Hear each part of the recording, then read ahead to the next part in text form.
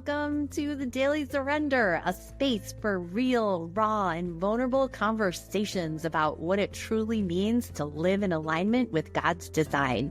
I'm Jennifer Ragazzo, a soul-aligned wellness coach who is far from perfect and still figuring out this whole human experience, just like you. Here we talk about the messy, the beautiful, and everything in between as we learn to let go, trust more, and step into the peace and freedom that's already waiting for us. Let's dive in.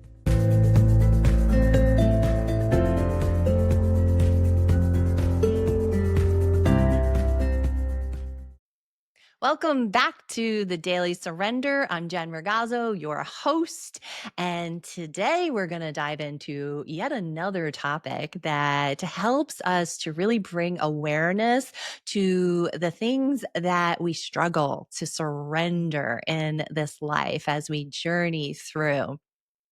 In this episode, we're going to be exploring a pattern that I see quite often in the clients that I work with and in myself. And it's called the grasper effect. So if you're a visual person like me, you might picture a crab with all its little claws and it grasps onto things. Well, we're not going to talk about literal grasping with claws. We're going to talk about our minds bend towards something that can be really subtle, but very, very strong. And that's this desire to hold on, to understand, or to act really almost too quickly on something that was never meant to be acted upon or held tightly onto or controlled, but rather received. So this can happen oftentimes when we're very consciously working on ourselves. Maybe we have signed up for to work with a coach or a therapist because we want to dive deeper and understand ourselves better. Maybe we do something really intense, like a freedom journey, which I've experienced myself and I also guide other people on. You can hear about that in other episodes. But it's something that I see often post journey with people, and I've experienced it myself. Maybe it's just a big revelation that comes to you in deep meditation or prayer. And what can happen is we have this inner impulse to grab on to whatever insights, whatever revelations came to us, whatever ahas. And we want to grab onto it because we have a fear that we're going to lose it. And now all of a sudden we're trying to control the timeline of our integration. We're trying to make it stick. We're trying to, oh my gosh, I now have this revelation that I was a chronic people pleaser and I no longer want to be that. So I need to never be that again past this moment in time. How can I control it? So what we're going to talk about today is what if the deeper invitation is to surrender the need to grasp and instead trust what is true will stay. So let's break this down. This whole concept can show up for us again when we're in a season of consciously striving, for lack of a better word. We're consciously moving forward. We're bringing awareness to our own self. We want to heal. We want to feel more freedom. We're actually trying to surrender more of our lives over. But we can struggle with this whole impulse again to grasp instead of really opening up our hands, opening them up to receive and allowing things to just be inside of us. I'll share with you a little bit of a story when I realized that this is a thing for me. And it was during a season when I was trying to unpack why I struggled so much with control. And I had done my first journey with MDMA. You can go back to previous episodes to hear more about that. And during that journey, I had so many revelations inside the medicine. A lot of insight came to me around why I struggled with people pleasing, why it dysregulated my nervous system, what my stories were that I was living from that were really stuck in my subconscious mind, stories that I wasn't inherently special and I had to earn my worth. Therefore, people pleasing was my way of earning my worth. And if I put up a boundary, people wouldn't like it. So I lived without a lot of boundaries, but living without boundaries wasn't safe for me. Therefore, why my nervous system stayed so dysregulated because it was stuck in fight or flight. Okay. So that was huge for me. I could see the many, many different ways that God had been guiding me through this and to higher elevations, how God had been leading me out of that pain for decades. And it was beautiful. I was filled with such immense gratitude. But I remember even on the journey itself saying to my guide multiple times, what if I forget this? What if this goes away? What if these revelations don't stick? And she continued to remind me to relax. They're not going away. They're part of who I am. It's not for me to grab onto, but instead for me to allow. So after my first journey, I felt great, but I was also slipping back into some of my old habits of controlling everything. So I came up with a plan. I like a good plan. I don't know about you, but I love a good plan. And I really like not only a 5-step plan, but I want to know like the 5-year plan. Right. So I started to think about, well, when is this going to completely go away? When am I never again going to feel the temptation to people please? When am I going to feel super confident in who I am and using my voice and putting up a healthy boundary unapologetically and completely feeling at peace? And I started to experience more anxiety because I was trying to control it. I was trying to take this beautiful, powerful experience where I had all of this insight into my own mental constructs that had taken 48 years to erect. And I wanted all of it reconstructed stat. Instead of just being, instead of allowing it to land in my metaphorical know it spot inside of me and continue to just integrate patiently, trusting, allowing it to become who I was. I didn't understand that concept at that time. We'll talk more today in this episode about how we can bring awareness and how I started to really bring more and more awareness to this whole effect that I'm talking about here today and how incredibly empowering it's been for me and freeing, truthfully, really, really freeing. So let's get really clear on what the grasper effect actually is. It's our mind's compulsion to cling to the insights or perhaps their spiritual experiences where we feel so embodied in love. We're embodying love. We feel wrapped in love. And that mind's compulsion to cling to those feelings or again insights like I was just sharing with you, that is coming from a place of fear. So when we're grasping, you can just see it as, oh, there, I'm just playing around with fear again, that good old fear. And this tendency, this effect can really disguise itself in really sneaky ways. So sometimes it can disguise itself as urgency. Like, I've got a timeline on this. I remember it was last summer. I had had a very powerful experience where I went on a silent retreat for a few days and I was deep in prayer meditation, a lot of journaling, a lot of conversing back and forth with God. And I was actually ready to launch this podcast called The Daily Surrender. And God said to me, not yet. And he lovingly pointed out to me some areas of my life where I was still, ooh, dare I say, grasping. And he said, Jen, before you can step out and teach this to other people, you need to become it more.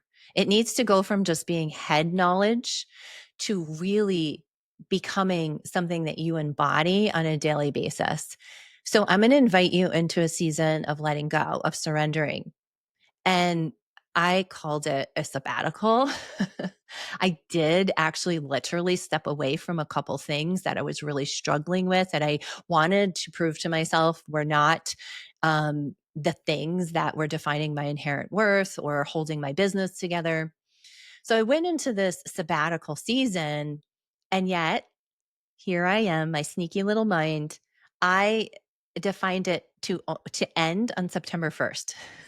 That's funny. I'm laughing right now at that concept because I thought, okay, God, I will give myself 3 months to enter into this season of becoming, of really embodying surrender. And then on September 1st, I'm going to be back at it. I'm going to launch the podcast. Everything will just be super clear to me. Well, September 1st came along, and go figure, that was not the case at all.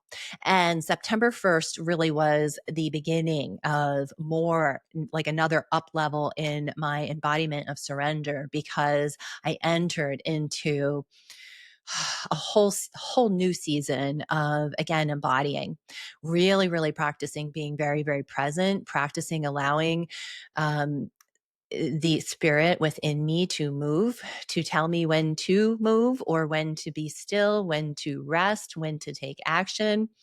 And it was really hard. And then it got easier and it got easier. And when I did eventually end up launching this podcast in February, it was like 9 months later, which wasn't lost to me that that's like a period of gestation. I felt so peaceful, and everything about this podcast has just flowed from me and through me. And I really do feel as if I'm in a different frequency. But for me, I had to let go of the grasping. I really did have to let go of it. And it was hard. It was really hard. So for me, it was disguised as urgency. I wanted clarity stat. I put a timeline on when I thought I was going to get the clarity. Sometimes people can define it as purpose, but it's actually really rooted, when we're grasping, again, in mistrust and fear. So see it for what it is. We want to see it for what it is and call it out for what it is, because that's really helpful in us being able to act differently, to step away from it. So our soul itself moves in stillness. That's crazy, right? The soul moves in stillness. I didn't even understand what that meant a year ago, when I was in the midst of my sabbatical that I thought was going to be over at the end of summer. And yet God continued to invite me back and back and back to this place of stillness. Be still and know that I am God. And in that, there's no grasping. There's just an embodiment of presence. And embodiment for me, embodying anything, was a brand new concept for me. And understanding that truth does not need to be clung onto or grasped or clutched to be kept. Like, I'm not losing it if I don't grip it. I'm not losing it if I don't know, journal on it every day and take action on it and see immediate progress on my timeline. The grasper effect, really, in a nutshell, is our ego's last attempt to manage what is a mystery. We don't like mysteries. We might like mystery novels, but if you're anything like me, when I was younger, and sometimes even today, we can flip to the end. We get to see what happens at the end. But in life, we don't get to flip to the end. We're not meant to know all the details. We're walking out in faith, trusting that what is unknown to us is known to the divine. So there's many different faces of the grasper, and I want to talk about those with you here too today, because you might see the grasper effect showing up in your life, again, in different ways with different faces. So it can show up as overthinking or over analyzing what happened, perhaps in a spiritual experience, in a revolutionary experience that you had, in a profound breakthrough that you just had, right? And now you want to overthink it and overanalyze it. I just helped a client of mine the other day get out of the spiral. She was spiraling so hard and so fast because she had had such beautiful breakthroughs in a lot of areas of her life.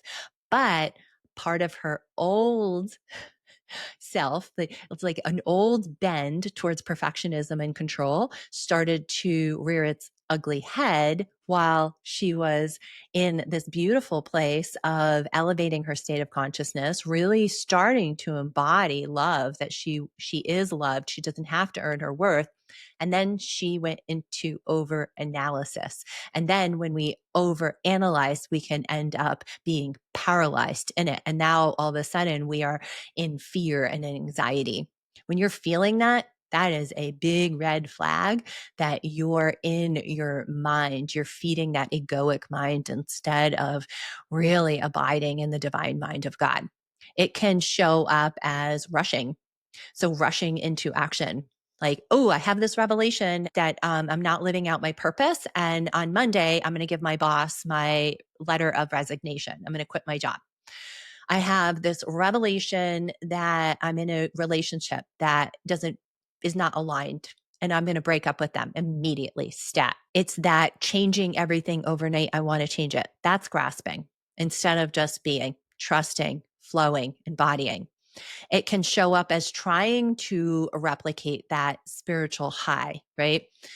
There are many experiences in this life that give us what I call the mountaintop high.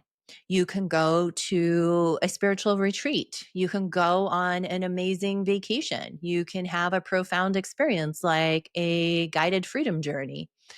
You can be deep, deep in prayer. You can be on a silent retreat like I was a little over a year ago and have this beautiful spiritual experience, right?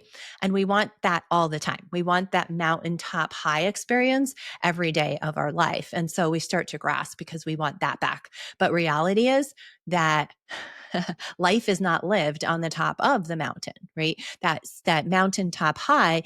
It's it's part of us. We don't lose it, but we're not always on the top of the mountain. That's not reality. That's not realistic. It can show up as grabbing at new identities or perhaps even new labels that we give ourselves after a big revolutionary experience or an aha. We're like, whoa, I used to be a people pleaser. I'm not a people pleaser anymore. So now I'm this brand new, bold, confident woman who speaks her mind. And I'm never, ever again going to falter or waver or people please again. That feels like a lot of pressure. Instead of being and allowing yourself to become, we want to slap the brand new label on. I've been there so many times. It can show up as turning the insight that we received into a productivity checklist. How many of you listening are checklist people or to do people? You like to know. It kind of is attached to like the 5-step process or the 15-step process. Like you like the to know all the next steps.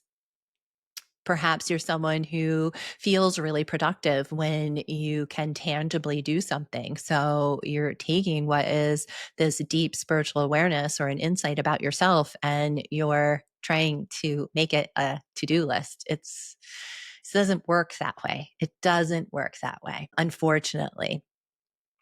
So I had a client that I led on a freedom journey. I'd worked with her for a while in a coaching relationship, and then we decided to go even deeper and see what was in her subconscious mind that was really blocking her from being able to step into the place of freedom and peace and healing and regulated nervous system, all the things. And she had such beautiful breakthroughs and insights on her journey.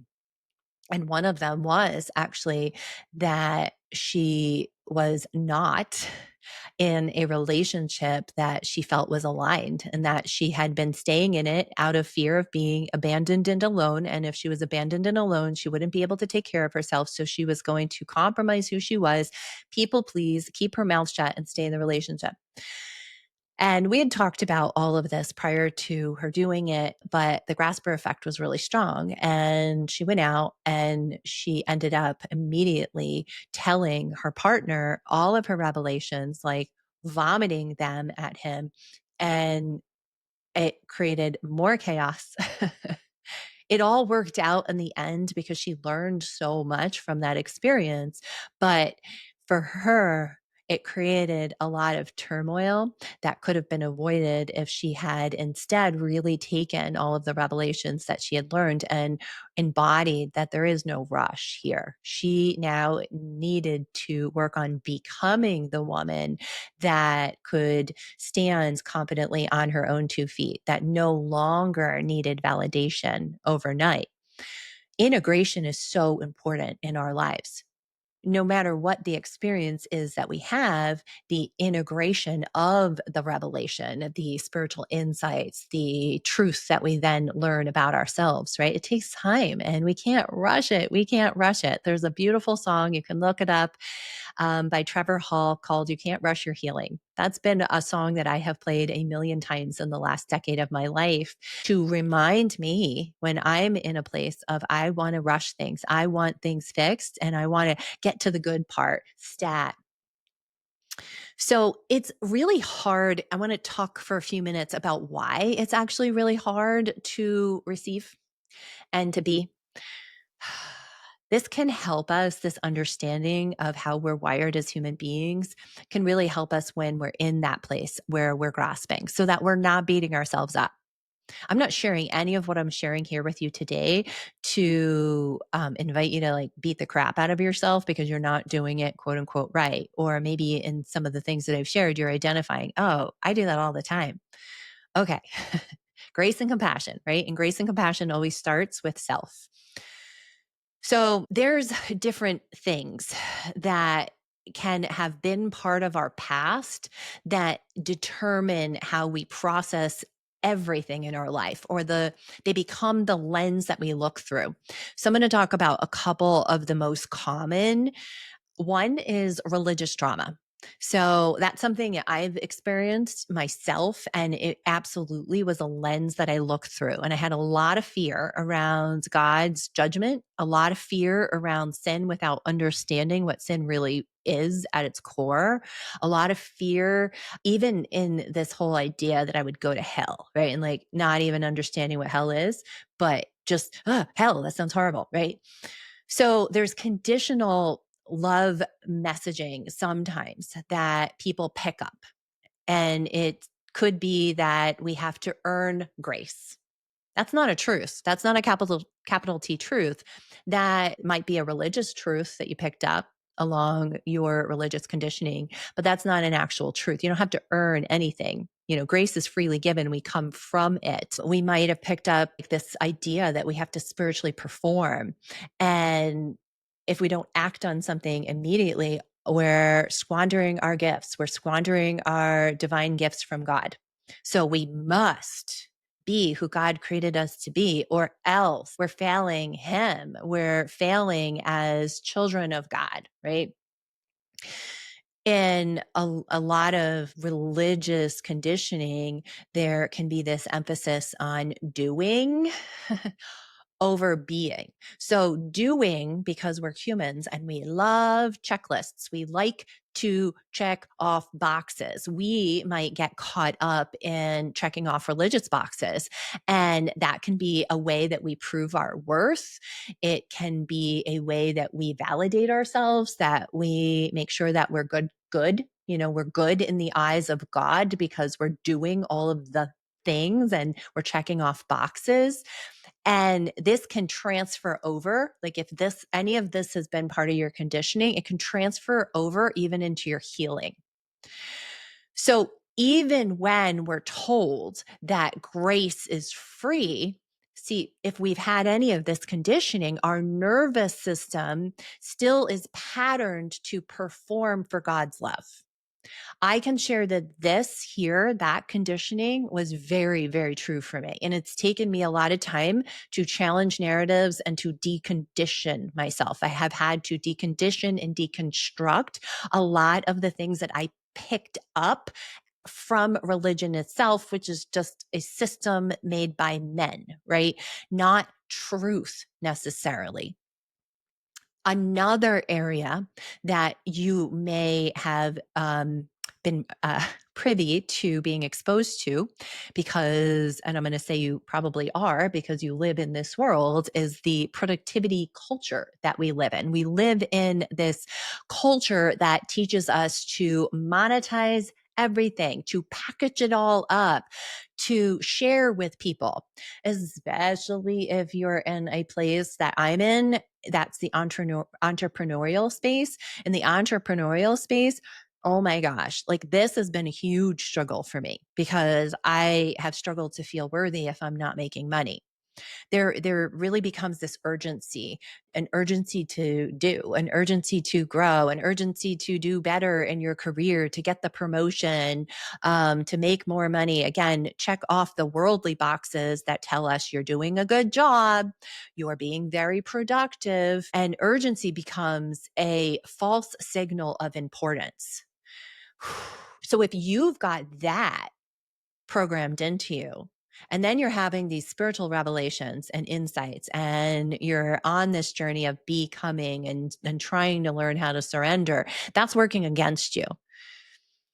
And stillness, if this whole idea of the, productivity equals importance, productivity equals, worth and value, when you're still, that feels super unproductive. It feels really wasteful and really lazy. That right there, that I've also spent an enormous amount of time deconditioning and deprogramming myself from that, because that was heavy, heavy for me. Like I did not even know how to be still. And my physical body was on fire because of that construct that I had that came from this conditioning of the world. So just bringing awareness to it in yourself is super empowering. That is the first step towards being able to change it, is just bring awareness. Now, we cannot fix it right away. Remember, we're not grasping. Or if you're grasping, perhaps you can loosen up that grasp and let it drop a little bit. Because even though our healing has become something that we do need to think about, it is something that we want to bring conscious awareness to. We don't want to become so obsessed with it. We don't want it to be something that is a daily check, check, check, check, right? Oh, I'm super productive today. I went for my walk. I exercised. I went in the sauna. I drank my salty lemon water. I ate really good foods. I prayed. I meditated, right? I took my supplements, right?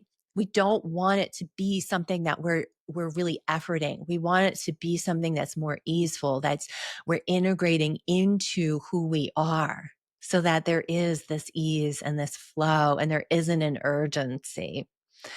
Another area that really trips us up is nervous system dysregulation.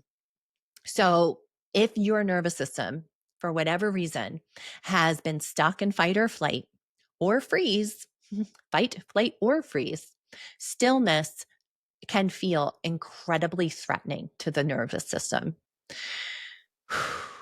And as a result, resting in divine love can feel really unsafe. It can feel very, very foreign. You might consciously know that you should be trusting, but your body doesn't feel safe enough to do that.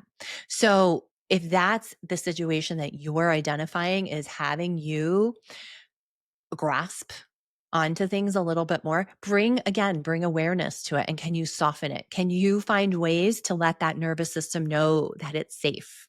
There's always going to be a lag time between the nervous system catching up to our conscious state of mind. So when we have a revelation, when we have a deep spiritual insight, when we make a big aha that makes so much sense as to why we are the way we are up until now, it's going to take the nervous system a beat.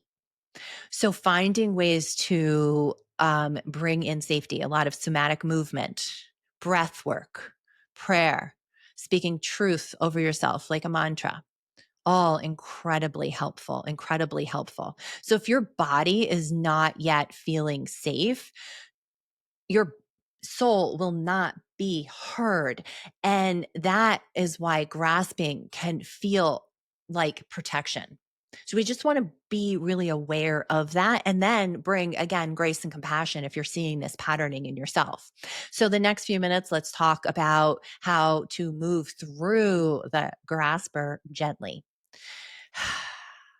You might be listening to this podcast episode and you may really hear yourself in it. And you're like, shoot, I'm grasping. I'm doing it a lot. I've got a lot of conditioning. Makes sense to me. How can I fix it, Jen? And then we start grasping on how to fix the grasping. Take a breath. That's not what we're doing. I'm going to give you some soul nourishing practices right here to help you soften. It's softening that grasp. Softening, bring softness. I cannot emphasize enough how bringing softness into your mind, your physical body, your soul, how that alone is helping you on the path to surrender. So you can name it. That's the first thing. Just name it. Oh, there's my inner grasper again. I see her doing that thing. Okay. So can we use our breath? Can our breath bring some softness around our grasping? In and of itself, our breath, using breath, is the fastest way to calm and regulate the nervous system. It is the fastest way to move anxiety through the body. Perhaps you do 4-4-7 breathing, in for 4, hold for 4, out for 7. I love that. That's Philippians 4:4-7. And one of the lines in that scripture is, do not be anxious about anything, but by prayer and supplication, bring it all before the Lord. I love to do that. And I can soften just with my breath. And then you can start to ask some loving questions, such as, what am I afraid will happen if I just receive? Can I let this insight that I just had become me rather than immediately act on it? And maybe you journal and then practice stillness, not as avoidance. Stillness is not us disassociating, but instead, the stillness is really us practicing trust. And then anchor in truth, perhaps a truth that you deeply anchor in, and maybe you need to put it on a note card or a post it note or as a reminder on your phone. What is meant for me cannot be lost. That is truth. So if a spiritual insight came to you, if self awareness came to you, it is not gone. It is not gone. It is always there. You could use your breath and perhaps some somatic movement with your breath to integrate that truth. Perhaps there's a prayer that you're saying, such as, God, I'm releasing the need to control what's unfolding.